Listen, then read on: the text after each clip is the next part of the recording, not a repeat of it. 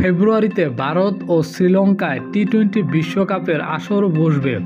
আসন্ন আসরের জন্য গ্রুপ ও সূচি ঘোষণা করেছে আন্তর্জাতিক ক্রিকেটের সর্বোচ্চ সংস্থা আইসিসি। সূচি অনুযায়ী বাংলাদেশ সি গ্রুপে আছে। দুই স্বাগতিক ভারত ও শ্রীলঙ্কা যথাক্রমে গ্রুপ এ ও গ্রুপ বিতে আছে।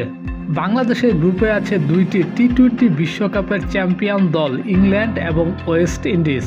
অন্য দুইটি দল নেপাল ও ইতালি। বিশ্বকাপ শুরু হবে 7 ফেব্রুয়ারি।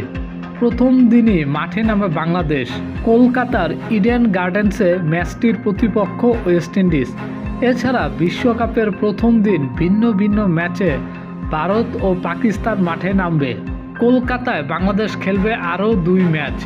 এর মধ্যে 9 ফেব্রুয়ারি ইতালি ও 14 ফেব্রুয়ারি ইংল্যান্ডের বিপক্ষে পশ্চিমবঙ্গে ম্যাচ আছে বাংলাদেশের।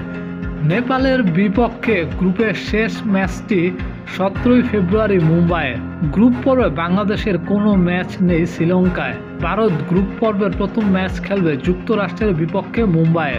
আসরে অংশ নেওয়া 20 দলকে 4 গ্রুপে ভাগ করা হয়েছে। প্রতি গ্রুপের সেরা 2 দল সুপার 8-এ অংশ নেবে। সেখান থেকে সেরা 4টি দল সেমিফাইনাল খেলবে।